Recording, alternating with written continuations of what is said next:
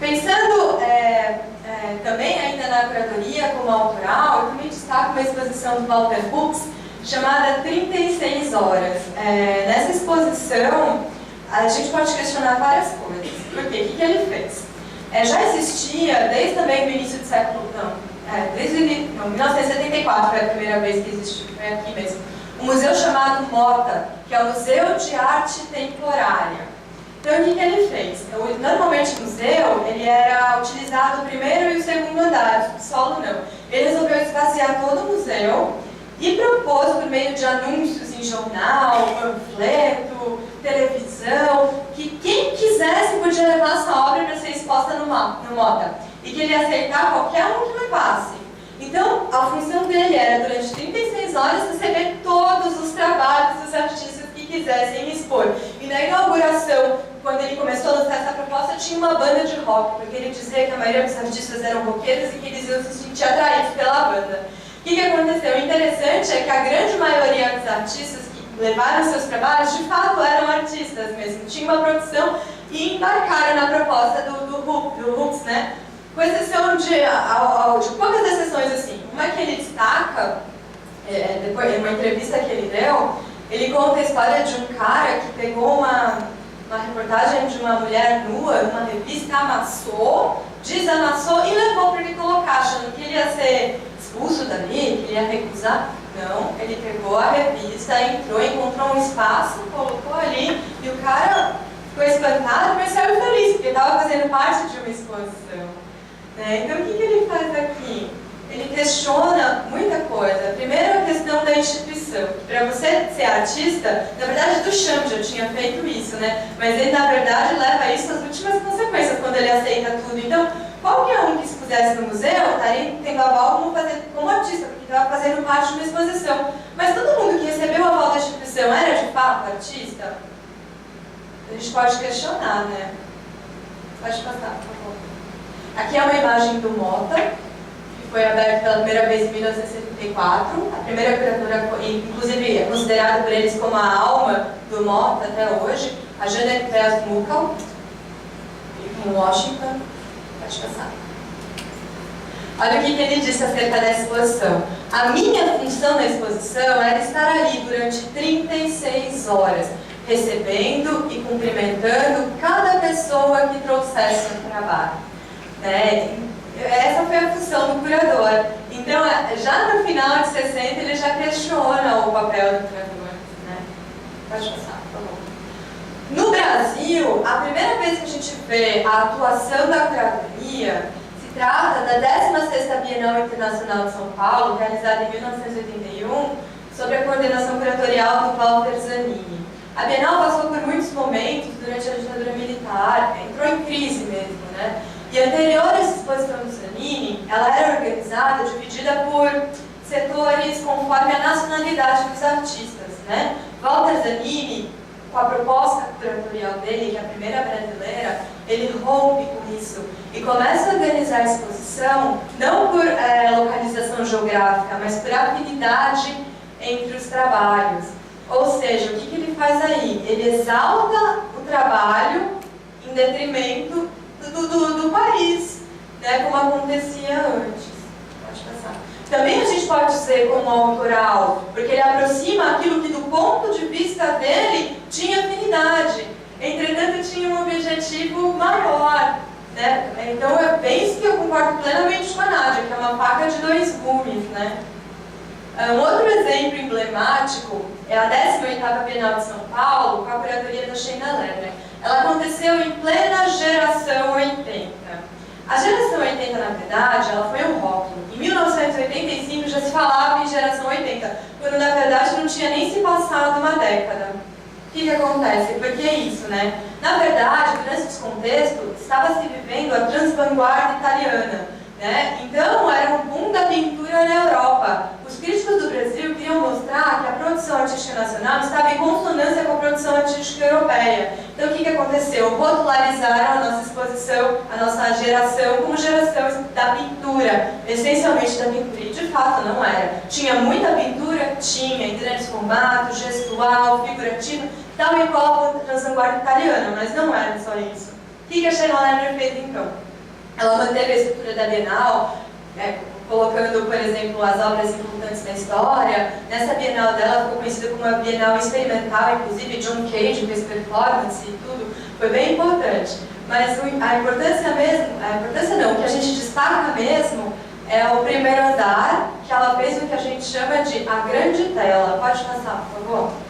O que ela faz aqui? Ela organiza as telas dos artistas italianos, alemães e brasileiros praticamente coladas umas às outras, sem identificar a autoria, e mostrando que então tá bom, se tudo é pintura, então tá aí, ó. Então não precisa, já que rotulou, tudo é pintura, então não precisamos diferenciar na nacionalidade de artista, já que foi rotulado o Brasil, em consonância com a Europa, como a geração da pintura.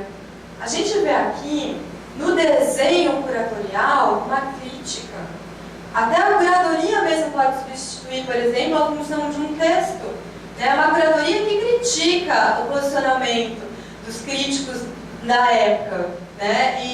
Então é bem interessante a gente observar que ela é autoral, mas ela também tem um propósito, que é proporcionar com que as pessoas pensassem sobre a arte do seu tempo. Uma outra também curadoria mais recente, que ficou emblemática, uma curadoria autoral, e que, gente, do meu ponto de vista, tá? Quem foi, gostou, não que eu não tenha gostado, mas enfim, eu tenho um posicionamento bem claro, que é o tipo de exemplo de curadoria autoral que, do meu ponto de vista, é negativo. A curadoria foi da Denise Andrade, entretanto, ela contratou. Ela ficou responsável, na verdade, a Denise Andrade, pelo módulo da arte barroca brasileira. E ela contratou uma cenógrafa, que é a Bia Lessa, para fazer a cenografia desse patamar, dessa aula da Bienal, que era barroco brasileira, naquela exposição Brasil mais 500 anos. Quem foi? Ninguém foi daqui? Foi? A Nádia foi? Foi, Ricardo? Não foi? Bom, o que aconteceu, gente? A aula do barroco era um grande espetáculo, pode passar. O que ela fez? Estão vendo as esculturas barrocas, gente? Tem escultura do Aleijadinho, do Mestre Antaíde, tem, sabe, esculturas importantíssimas para a história do barroco brasileiro, no meio de inúmeras flores de papel crepom amarelo e roxo. O público ficava extasiado com a beleza daquela cenografia, simplesmente esquecia de olhar para os trabalhos. Então, o que acontece aqui? O espetáculo da exposição se sobressai a importância e o valor das obras, do meu ponto de vista. Eu ficava reparando nas pessoas observando, que se você perguntava para qualquer um na rua, o elogio era para a exposição, no sentido de cenário, não no sentido de obra. Pode fazer. Tinha a questão de quem fez as flores eram os presidiários, Sim. Essa outra conotação política. Ainda tinha uma conotação, muito bem, lembrado, tinha uma conotação extremamente social e política. Por quê? Porque as flores que foram colocadas foram produzidas pelos presidiários. Então, ou seja, toda a atenção ia para o cenário em detrimento das obras do barroco brasileiro. Então, do meu ponto de vista, isso é um tipo de curadoria que é negativa, porque ela se sobressai ao trabalho. E como muito bem colocou o Seth Siegelaub, a curadoria, mais do que tudo, é um trabalho colaborativo. E não deve jamais se sobressair, na minha opinião, ao trabalho do artista. Aqui a gente vê, por exemplo, a Santa Mestra, imagem maranhense do século XVIII, e meio a diversas flores. E aqui imagens articuladas para a procissão Pentecostes do século XVIII. Também no meio de um cenário. Fora outras coisas, tinham janelinhas que você espiava, via os santos de madeira ali embaixo, tinha céu estrelado, dava para olhar para tudo quanto é canto. O menos interessante ali do ponto de vista do público eram as obras. É o que eu senti particularmente. Pode passar. Uma outra Bienal que também se destaca, e aí a gente começa a ver, entre aspas, uma guerra entre grandes curadores, é a 28ª Bienal de São Paulo. A Bienal de São Paulo, ela passou por momentos de crise por conta da instituição bienal mesmo, do desvio de verba, enfim, tudo aquilo que a gente já sabe. E o Ivo Mesquita, da 28ª, então, ele quis meio que materializar essa atmosfera, colocando, do ponto de vista dele, a Bienal estava vivendo um grande vazio. Tanto que a Bienal, que tinha por título Em Vivo Contato, ficou apelidada como a Bienal do Vazio, né? E quando a gente fala, você foi na 28ª Bienal, Bienal do Vazio, e as pessoas esquecem que tinham, por exemplo, pode passar, a Marina, essa aqui é a imagem da Bienal do Vazio. Eu sei, isso foi triste dessa Bienal, para mim foi bem ruim mesmo. Mas tinham trabalhos bons, importantíssimos, pode passar.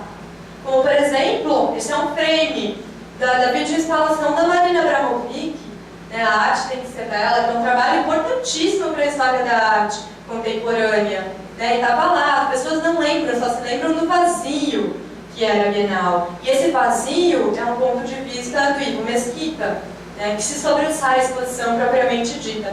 Pode passar, por favor.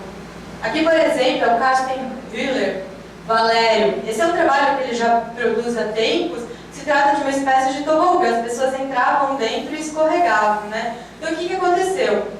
Ao mesmo tempo que ele critica esse vazio da Bienal, ele queria levar as pessoas para a Bienal. Então, esse tobogã ele foi divulgado mais como um espetáculo do que como uma obra. Ninguém olhava para os trabalhos da Marina Abramovic, mas faziam fila para escorregar no tobogã. Enfim. Uma outra exposição que eu achei brilhante do ponto de vista da curadoria, apesar de também se tratar de uma curadoria autoral, é o 31º Panorama da Arte Brasileira, com curadoria do Adriano Pedrosa, que ele chamou de Mamanguará Opá Mamucupé, que significa estrangeiros em todo lugar. Gente, é um panorama da arte brasileira. O Adriano Pedrosa, sabe o que ele fez? Colocou só artista estrangeiro. Mas todos os artistas estrangeiros que são resultantes de influência da arte brasileira, né? Então ele fez o inverso, porque a gente conhece a arte brasileira do ponto de vista do canibalismo, da antropofagia, de beber em fontes europeias, né?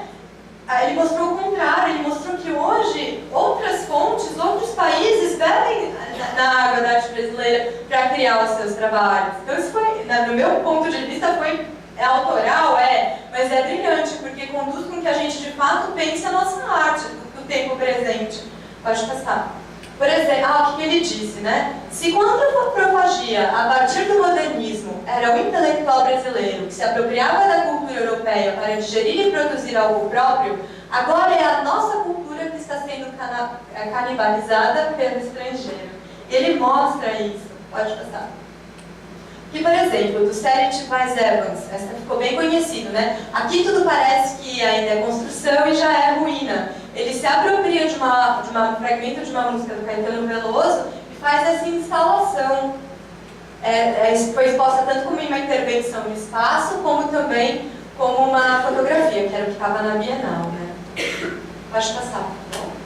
Aqui, por exemplo, o Franz Askermann, ele se apropria do Copan, do edifício Copan do Niemeyer, né, para a fotografia dele, que é o que a gente está vendo ali. A intervenção no autorretrato, porque é ele, né, com o edifício Copan, do nosso maior arquiteto. Esse também é um que é interessantíssimo, que é do Gabriel Sierra. O que ele faz? A gente vive, no nosso movimento concreto no Brasil, a gente vive uma briga entre o Grupo Frente e o Grupo Ruptura, um paulista e o outro carioca. Um dizendo que a produção artística tinha que ser cor e forma, rígida, estrutura, sensação em detrimento de sentimento. Enquanto o outro, em busca do experimentalismo, né, era mais solto. E o que ele faz? Ele mostra exatamente essa divergência entre esses dois grupos por meio dessas réguas e das frutas mais orgânicas que interferem nesse